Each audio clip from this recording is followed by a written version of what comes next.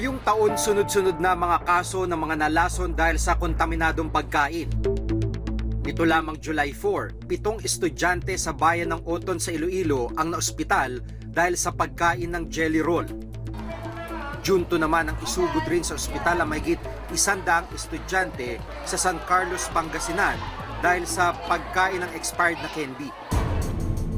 At ang pinakamalalang kaso ngayong taon, ang pagkalaso ng mahigit 2,000 residente sa Caraga Region dahil sa pagkain ng durian at mangosteen candy.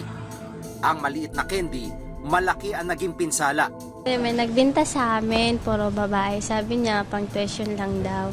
Kaya kami bumili. Mabigat yung ulo ko. Nahilo na lang ako bigla.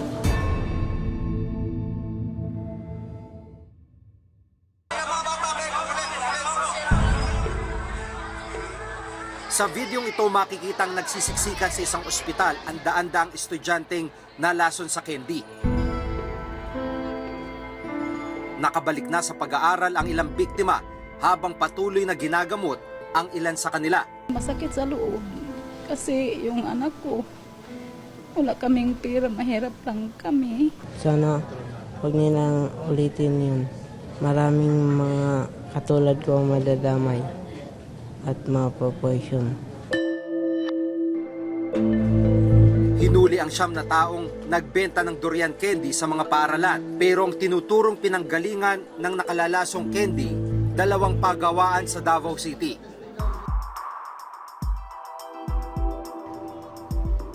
Una naming pinuntahan ang paggawa ng Wendy's durian candy. Pagdating namin sa lugar, sarado na ito at may mga paskil sa labas. Nabutan namin ang may-ari na si Ian Aquino. Wala nakikita eh. Ito lang talaga yun. Ito lang talaga negosyo namin. Tinitiyak niyo po na malinis, walang nakakalason, doon sa candy. Sino ba tao magpalason? Eh paano ho nung nagre-reklamo na?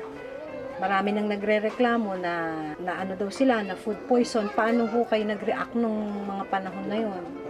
Bakit nagkaganon? Na sa iba lagi, wala man, nakakain gani yan. Yung mga dito gani, wala ging hindi nalason. Eh doon lang yun namin. Ginaripak nila kasi mami. Yun lang.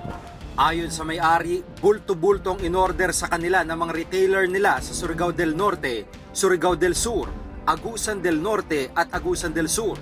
At maaaring sa pagre-repack raw nagkaroon ng kontaminasyon. Pero sa imbestigasyon ng Food and Drug Administration o FDA ng Davao, hindi compliant sa food manufacturing practice ang paggawaan ng Wendy's durian candy. Wala ring license to operate mula sa FDA ang kumpanya. Base ho sa aming investigation, wala hong source of water mismo sa production area. Malfunction po yung faucet nila. So kaya ho kumukuha pa sila ng tubig sa labas ho ng production area. Marami ho kasi talagang marami ho tayong angle na titignan para masabi nating may contamination ang isang produkto. So isa lang po yung source of water, yun hong source ng raw materials, yun pong mismong pagpaprocess. So ito po yung dalawang containers ng confiscated na durian, mango and mangosteen products na nakuha ko namin or na-confiscate ho namin sa JJCM Food Products. Mula dito ma'am, saan ang tuloy nitong dalawa? Most likely po for destruction ho to.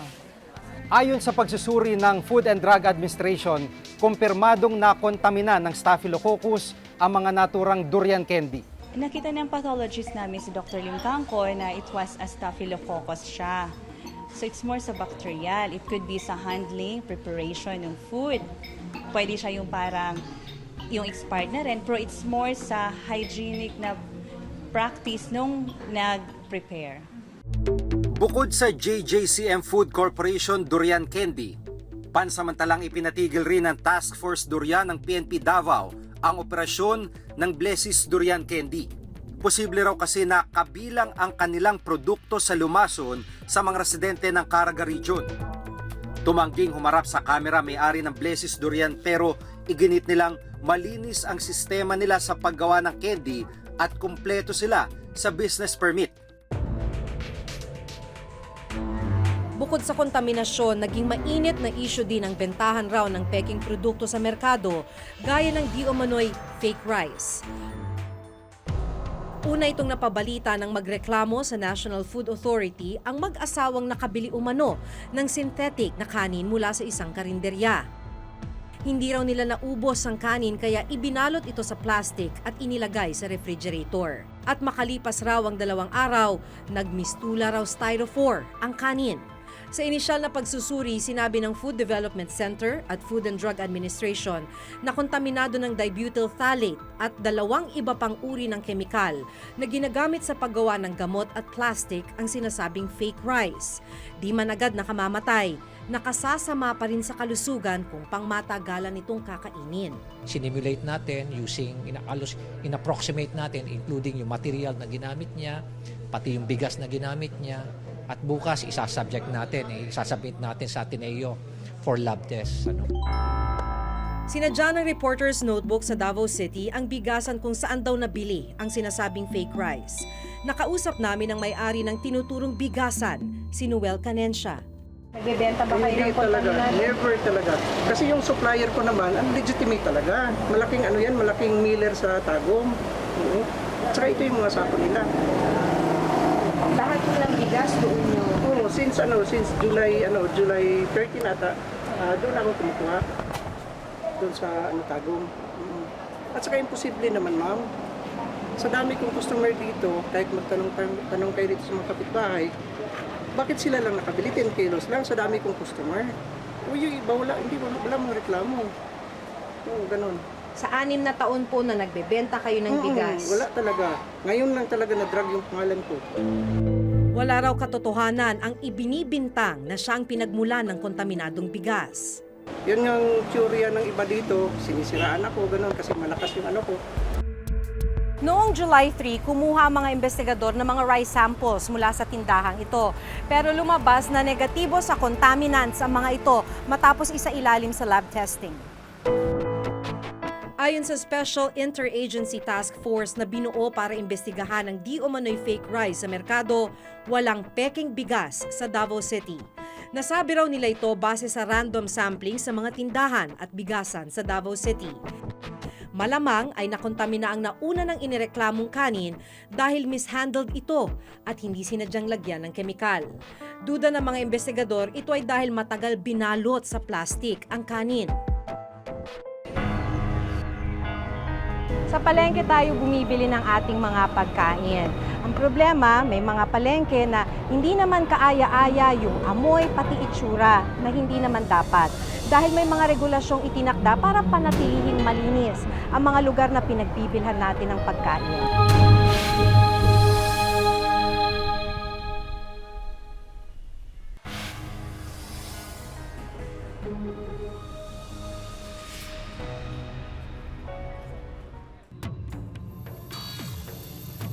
Isa sa mga pangunahing pangangailangan ng lahat ang pagkain.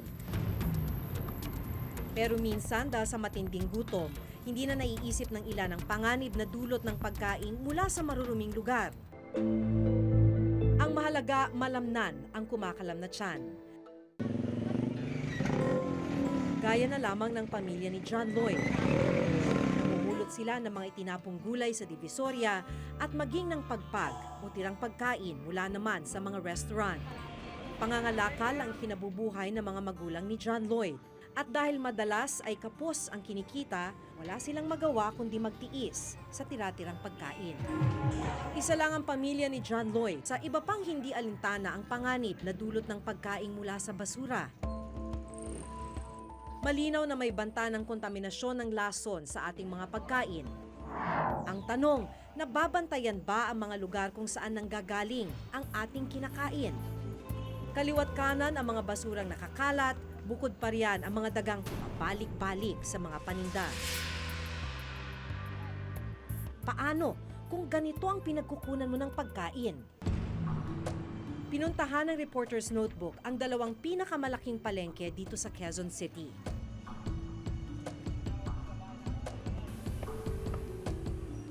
Sa palengke tayo bumibili ng ating mga pagkain. Ang problema, may mga palengke na hindi naman kaaya-aya yung amoy pati itsura na hindi naman dapat. Dahil may mga regulasyong itinakda para panatilihing malinis ang mga lugar na pinagbibilhan natin ng pagkain. Kung nakita ninyo, yan na yung bagsakan ng basura at katabing-katabi lamang yan dito sa palengke. Diyan nila iniipon yung basura, kaya nangangamoy, malakas yung amoy kung saan tayo nakatayo. Pero mas nagulat kami sa aming sunod na nakunan. Ang mga daga, tila dito na nakatira, umaaligid sa mga panindang pagkain gaya ng bigas at harina. Mapanganib ito lalo na ngayong tag-ulan dahil maaari raw magdala ng bakterya ang mga daga sa mga itinitindang pagkain. Ang mga daga at ipis at kung ano pang mga mikrobyo kasi yan nagta-thrive pag madumi yung paligid eh. Kahit sabihin yung sako ng bigas o harina ay merong plastic, hindi ho naaayon sa sanitation code yun. Sunod naming tinungo ang isa pang palengke dito pa rin sa Quezon City. Ang sinasabi ng Sanitation Code of the Philippines, dapat walang mga basura sa paligid ng mga palengke. Pero dito sa labas pa lang, nagkalat na yung mga basura. Tapos kung saan-saan may mga maliliit na tambak na naipon na mga basura. Ang mga basurang ito nang aakit na mga langaw na maaari ring magdala ng bakterya sa mga itinitinda sa loob ng palengke, gaya ng mga karne. Ito ang problema, no? Meat section pa naman. Talagang habang naglalakad ka, mga naipunan na basura.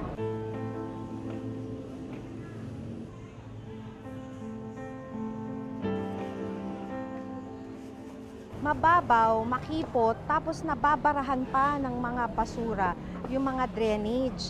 Kaya lalong madumi itong nilalakaran mo sa loob ng palengkeng ito. Saan kayo nag-iigib ng tubig? Malayo po ba rito? Eh di, medyo madumi yung paligid dahil walang tubig na panlinis.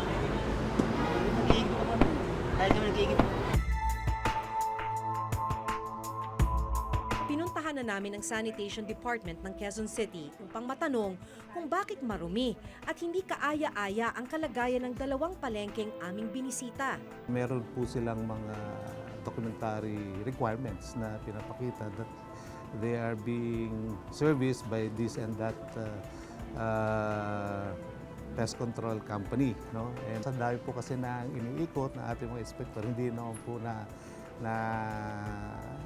babantayan ng 24/7 ito pong mga lugar na to. We are readily accept nga po itong mga ganitong klase ng mga observation from the buying public so that we could address and give corrective measures po dito po sa mga markets na maaring nakakaligtaan ito pong proper sanitation. Sinabatasang Food Safety Act of 2013, layo nitong masigurong ligtas sa mga pagkain na bibili sa merkado. Sino mang lumabag ay maaaring magmulta mula 50,000 hanggang 500,000 o di kay makulong ng 6 na buwan hanggang 6 na taon depende sa bigat ng paglabag. Sana ang local government ay maging stricto sa pagbibigay ng permit sa mga ganong klaseng wet market. Whether siya ay private or government operated. Dahil ang sangkot dito ay health or kalusugan ng mga mamimili.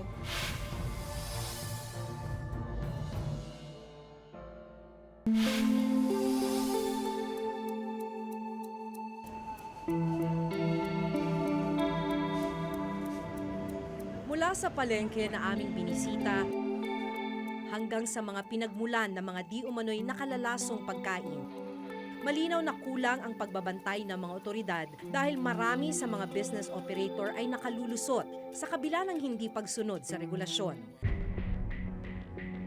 At bilang mga mamimili, mahalagang mas maging mapagmatsyag at alerto upang malayo sa anumang kapahamakan. Hanggang sa susunod na Webes, ako si Jig Manikan. Ako si Maki Pulido at ito ang nakatala sa aming Reporter's Notebook.